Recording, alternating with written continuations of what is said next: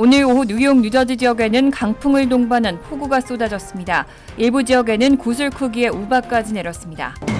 바이든 행정부가 코로나19 백신 2,500만 회분의 전 세계 공유 계획을 발표하면서 한국을 따로 언급했습니다. 한국에 100만 회를 공급하겠다며 한국 상황은 특별하다고 발언했습니다. 뉴욕과 뉴저지주에서는 백신 접종 수요가 줄어들면서 대형 접종소들이 잇따라 운영 중단을 준비하고 있습니다. 지난 1월 의사당 폭동 사건과 관련해 검찰이 150만 달러의 피해액을 산정하고 가담자에게 청구서를 보냈습니다. 유나이티드 항공이 뉴욕에서 영국 런던까지 3시간 반 만에 주파할 수 있는 초음속 비행기 15대를 구매하기로 했습니다. 이상은 이 시각 주요 뉴스입니다. 시청자 여러분 안녕하십니까? KBN 뉴스입니다. 오늘 오후 4시 기준 미 전역의 코로나19 누적 확진자는 어제보다 19,485명, 사망자는 614명이 늘었습니다. 뉴욕의 확진자는 499명, 사망자는 19명이 늘었고 뉴저지의 확진자는 218명, 사망자는 6명이 늘었습니다. 커네티컷의 확진자는 143명, 사망자는 1명 증가했습니다. 첫 번째 소식입니다. 오늘 오후 뉴욕, 뉴저지 지역에는 강풍을 동반한 폭우가 쏟아졌습니다.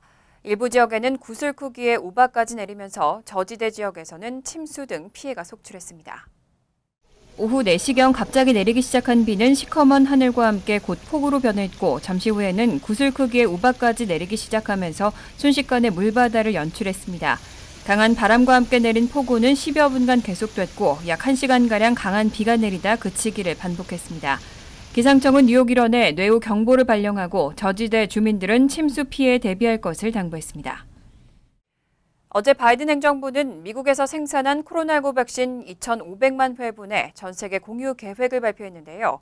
이 가운데 한국을 따로 언급하면서 백신 100만 회를 공급하겠다고 밝히고 한국 상황은 특별하다고 발언해 주목됐습니다. 백악관은 어제 텔레콘퍼런스 방식으로 진행한 코로나19 대응팀 브리핑에서 전 세계와 공유하겠다고 밝힌 백신 8천만 회분 중 2,500만 회분에 대한 구체적인 배분 계획을 발표했습니다.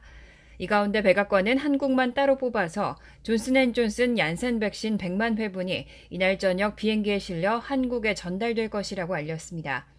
포괄적인 기준 이외에 구체적인 시기를 언급한 것은 한국이 유일합니다. 젠사키 백악관 대변인은 사실 바이든 대통령은 공유 계획을 밝힌 지 2주도 채 되지 않아 한국에 존슨앤존슨 백신 100만 회분을 공급하겠다고 약속했다고 밝혔습니다. 이어 제익 설리번 백악관 국가안보보좌관은 한국 지원과 관련해 한국 상황은 특별하다며 문재인 대통령이 미국을 방문했을 때 말했듯 뒤에 깔린 고무적인 목적은 미군 그리고 미군과 함께 복무하는 즉 한국에서 우리와 어깨를 나란히 걷고 있는 한국군을 보호하기 위한 것이라고 설명했습니다. 한국에 대한 지원 계획에서 주한 미군을 언급한 것은 선진국인 한국에 백신을 우선 제공하는 것에 대한 비판을 불식하기 위한 것이란 해석이 나옵니다. 문 대통령과 바이든 대통령은 지난 한미 정상회담에서 백신 지원에 대해 합의했습니다. 이것은 바이든 대통령이 취임 후 첫 대면 정상회담을 가진 스가 요시히데 일본 총리에게 백신 지원을 약속하지 않은 것과 대조되면서 문 대통령의 외교 성과라는 분석도 나왔습니다. 전 세계적으로 코로나19 백신 접종이 진행되고 있지만 아직 북한은 접종을 시작하지 못했습니다. 유엔은 북한의 코로나19 백신이 공급되도록 지원하는 것이 올해 유엔의 우선순위 과제라고 밝혔습니다. 유엔 대변인실은 어제 백신 접종이 시작되지 않은 북한에 백신을 지원할 계획이 있는지 묻는 미국의 소리방송 질의에 코백스를 통해 북한에 백신을 공급하고 접종을 시작하도록 지원하는 것은 가장 취약한 인구를 보호하기 위한 2021년 유엔의 우선순위 과제라고 대답했습니다. 코백스는 코로나19 백신 공동구매와 배분을 위한 국제 프로젝트입니다. 이어 세계보건기구와 유엔 아동기금은 북한 보건성과 함께 백신 공급 계획과 기타 지침, 모니터링 방법 등을 개발해왔다고 설명했습니다. 다만 코백스의 배포 계획에 대해선 코백스 측에 문의하라면서 구체적으로 답하지 않았습니다. 코로나19 백신은 전 세계적으로 20억 회분이 넘게 투여됐지만 북한은 아직 백신 접종을 시작하지 못했습니다. 코백스는 지난 3월 초 북한의 인도 혈청연구소에서 생산한 백신 170만 회분을 5월 이전에 공급할 것이라고 했지만 같은 달 25일 계획이 지연될 것이라고 밝힌 바 있습니다. 바이든 대통령이 어제 밝힌 백신 2,500만 회분의 전 세계 공유 계획에도 북한은 포함되지 않았습니다. 앤서니 파우치 국립 알레르기 전염병 연구소 소장은 중국이 병에 걸렸던 우한 바이러스 연구소 직원들과 박쥐동굴 출입 광부들의 의료 기록을 공개해야 한다고 촉구했습니다. 우한 연구소에서 바이러스가 퍼지기 시작했다는 설은 충분히 가능성이 있다면서 확실히 밝혀내야 한다고 주장했습니다. 앤서니 파우치 국립 알레르기 전염병 연구소 소장은 어제 파이낸셜 타임스에 병에 걸렸던 우한 바이러스 연구소 직원들과 박쥐 동굴 출입 광부들의 의료 기록을 중국이 공개해야 한다고 촉구했습니다. 이들의 의료 기록이 코로나19의 기원 규명을 도울 수 있다는 주장입니다. 앞서 월스트리트저널은 비공개 미국 정보기관의 보고서를 인용해 우한 바이러스 연구소 연구원 3명이 2019년 11월 코로나19와 유사한 증세로 병원 치료를 받았다는 의혹이 제기됐다고 보도한 바 있습니다. 또 2012년 4월 중국 남서부의 박쥐가 사는 폐광에 들어갔던 광부 6명이 병에 걸렸고 이들 중 3명이 사망했다는 보도도 연이어 나왔습니다. 우한 연구소의 과학자들도 박쥐 샘플 채집을 위해 해당 동굴을 방문했었다고 알려졌습니다. 파우치 소장은 2019년 아팠다고 보고된 3인의 의료 기록을 보고 싶다면서 코로나19의 기원이 그 동굴에 있었고 자연적으로 또는 연구소를 통해 퍼지기 시작했다고 충분히 생각할 수 있다고 지적했습니다. 다만 바이든 정부가 중국의 관련 의료 기록을 요청했는지는 확인되지 않았습니다. 한편 중국 정부는 코로나19가 자국에서 기원했다고 단정할 수 없다고 주장하면서 연구소 유출설 역시 전면 부인하고 있습니다. 미국에서도 화이자의 코로나19 백신을 맞은 10대에게서 심근염이 나타난 사례가 보고됐습니다. CDC는 매우 드문 사례라면서도 관련성이 있는지 파악하고 있다고 밝혔습니다. 오늘 미소학과 학회 학술지 온라인판에는 지난 4월과 5월 화이자 백신을 접종한 미국의 14세에서 17세 남성 청소년 7명에게서 심근염이 발생했다는 논문이 게재됐습니다. 심근염을 겪은 청소년들은 백신 접종 후 수일 내 가슴 통증을 호소한 것으로 나타났습니다. 다만 모두 입원 2일에서 6일 만에 퇴원했고 위독한 경우는 없었습니다. 백신 접종 전 코로나19에 걸렸을 가능성이 있는 청소년은 1명이었습니다. 심근염은 바이러스에 의해 심장 근육에 염증이 생기는 질병으로 코로나19에 감염된 뒤에도 발생할 수 있습니다.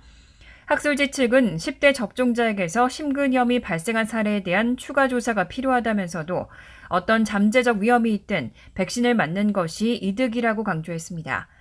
이와 관련해 질병통제예방센터는 지난달 27일 화이자 백신과 같은 메신저 리보액산 백신을 접종한 10대와 젊은 성인에게서 심근염이 발생했다는 보고가 있어 모니터링하고 있다고 밝혔습니다.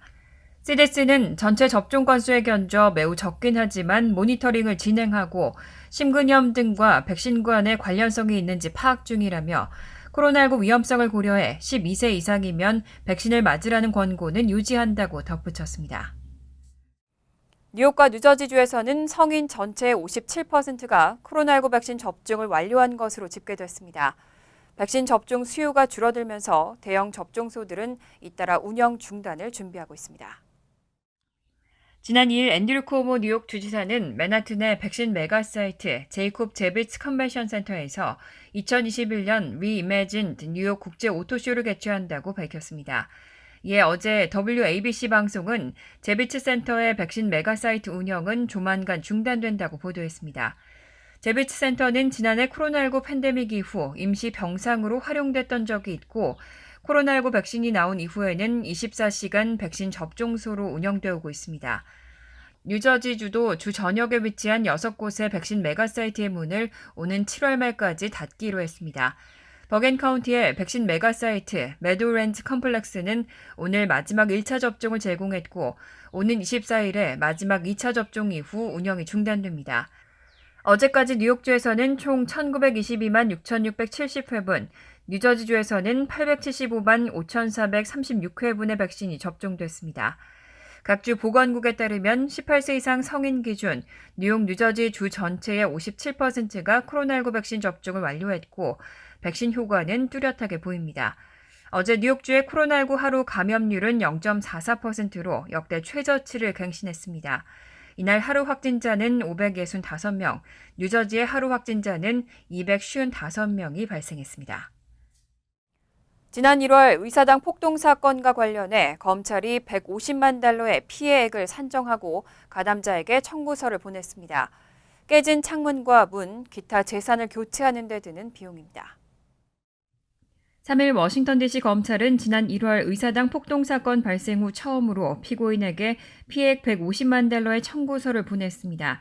검찰은 이 금액 가운데 일부는 플리 오퍼, 즉 피고인 측의 항변이나 도움에 따라 조정하겠다고 밝혔습니다. 청구서를 받은 피고인은 38살 폴 호지킨스로 그는 의회의 공식 절차를 방해한 중죄 한 건에 대해 유죄를 인정했고 7월 19일 워싱턴에서 형이 선고될 예정입니다.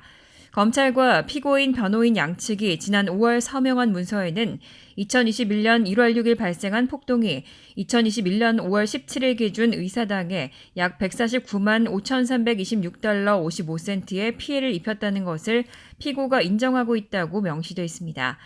하지만 여러 피고인을 대리하는 한 변호사는 협상이 진행 중이라 확정된 것은 아니라고 말했습니다. 150만 달러 피해 추정의 근거는 명확하지 않습니다.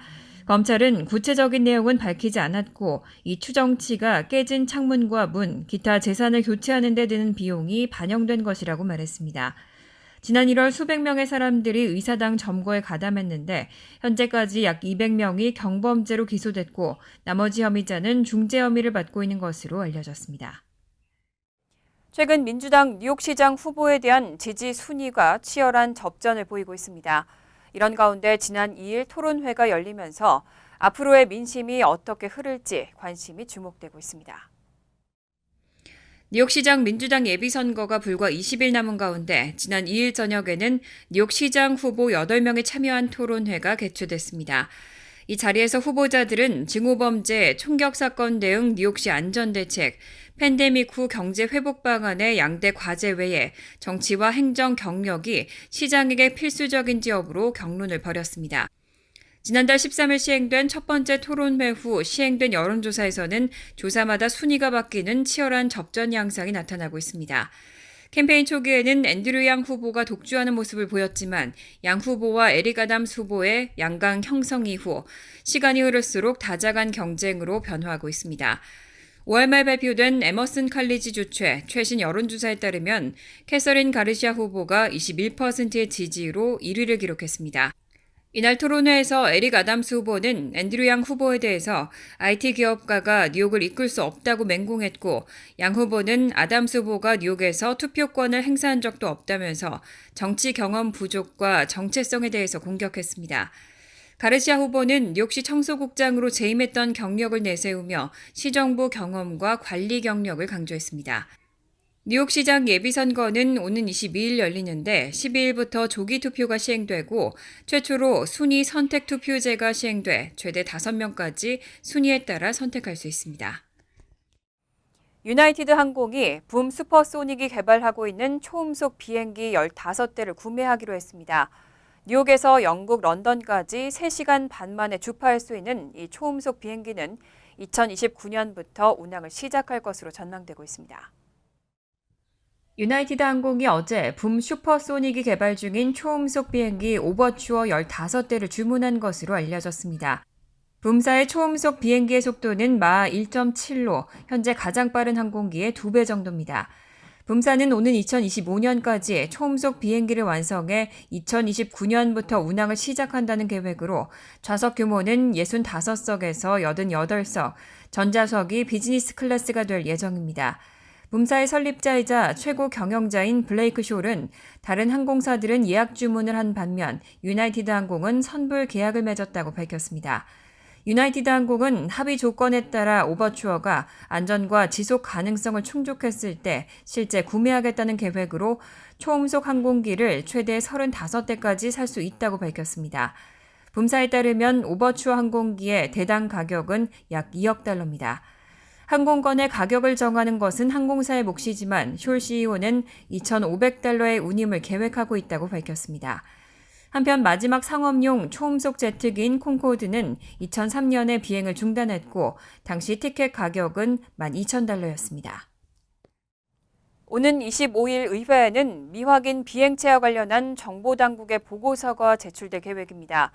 그동안 미 해군은 120건 이상의 정체불명의 비행체들을 목격하고 분석해왔는데 외계 우주선이라는 증거는 찾지 못했다는 내용이 담긴 것으로 전해졌습니다. 뉴욕타임스는 오는 25일까지 의회에 제출 예정인 정부 보고서에 관한 내용을 보고받은 행정부 고위 관리들을 인용해 정부 당국은 그동안 미 해군 파일럿 등이 목격한 정체불명의 비행체들이 외계 우주선이란 증거를 찾지 못했다고 보도했습니다. 이 보고서는 해군이 지난 20년간 목격한 120건 이상의 괴 비행체에 대한 분석 결과를 담고 있습니다. 정부는 지난해 여름 미확인 비행 현상 태스크포스를 구성해 관련 내용을 조사해봤습니다. 보고서는 이런 미확인 비행체들이 미군 또는 미 정부의 기술에서 유래된 것이 아니라는 결론을 내렸습니다. 일부 음모론자들의 주장처럼 정부 비밀 프로그램으로 개발된 비행체일 가능성은 없다는 겁니다. 뉴욕타임즈에 따르면 이 사안을 보고받은 고위 관리들은 보고서 내용이 매우 애매모호하다는 점을 인정하면서 군 조종사들이 목격한 현상들이 외계 우주선일 것이라는 이론을 완전히 배제할 수는 없다는 의미라고 밝혔습니다. 또 보고서는 대부분의 미확인 비행 현상이 여전히 설명하기 어렵다고 지적했습니다. 해당 비행체들의 갑작스러운 방향 전환과 가속 능력 등은 현재 알려진 기술은 물론 물리학의 법칙으로도 설명하기 어렵기 때문입니다. 언론들은 오는 25일까지 의회에 제출될 이번 보고서가 유독 미확인 비행물체에 열광하는 미국인들의 의심을 완전히 가라앉히기는 어려울 것으로 보인다고 전망했습니다. 간추린 소식입니다. 노동부는 오늘 5월 비농업 일자리가 55만 9천 개 늘어났다고 밝혔습니다. 블룸버그 통신이 집계한 전문가 전망치 67만 5천 개에는 미치지 못했지만 지난 4월에 실망스러운 고용 실적을 딛고 일자리 증가세가 다시 빨라졌다는 점에서 대체로 긍정적인 평가가 나왔습니다. 뉴욕타임즈는 5월 일자리 증가폭이 전월보다 2배 이상이라는 데 주목했습니다. 코로나19 백신 보급 확대와 정부의 재정 지출에 따른 사회활동과 소비 증가로 노동 수요가 빠르게 늘어난 덕분이라는 분석입니다. 뉴욕주 상원이 지난 2일 6월 총기 폭력 경각심의 달을 맞아 총기 규제를 대폭 강화하는 패키지 법안을 통과시켰습니다. 법안은 불법 총기 판매가 범죄 행위로 이어졌을 경우 판매자에게도 책임을 묻도록 하고 모든 총기류 구매 시 10일 대기 기간을 의무화하도록 하는 등 총 8개의 법안으로 구성되어 있습니다. 주 상원을 통과한 패키지 법안은 뉴욕주 의회 회기가 종료되는 오늘 10일까지 주 하원을 통과한 뒤 앤드류 쿠오모 주지사가 서명하면 발효됩니다. 주 뉴욕 총영사관은 어제 커네티컷주 보훈국에 한국전 참전 용사들을 위한 KF 마스크 2만 장과 손 세정제 200개를 기증했습니다. 기증식에는 토마스 사디 주 보훈국장과 브랜든 스니핀 커네티컷주 한국전 참전용사 지회장, 그리고 한국전 참전용사 10여 명, 킴벌리 피오렐로 주 하원의원, 오기정 커네티컷 한인회장 및 한인회 관계자 등 총 30명이 참석했습니다.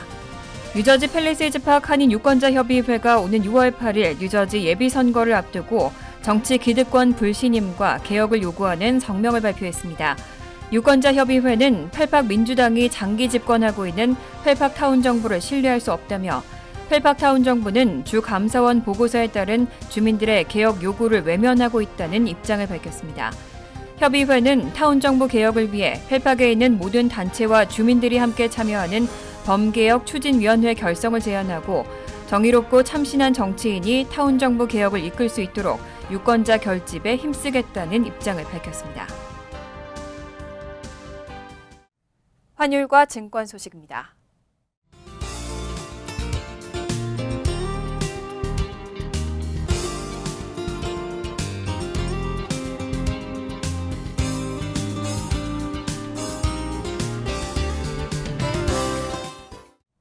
이어서 날씨입니다. 토요일은 화창하겠습니다. 낮 최고 기온은 93도, 섭씨 34도, 밤 최저 기온은 72도, 섭씨 22도로 예상됩니다. 일요일도 화창하겠습니다. 월요일도 대체로 화창한 날씨가 이어지겠습니다. 이상으로 KBN 뉴스를 마칩니다. KBN과 함께 즐거운 저녁 되시기 바랍니다.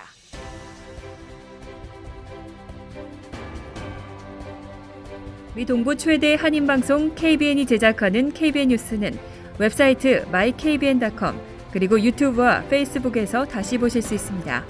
좋아요, 구독, 알림 설정은 뉴스 제작에 큰 도움이 됩니다.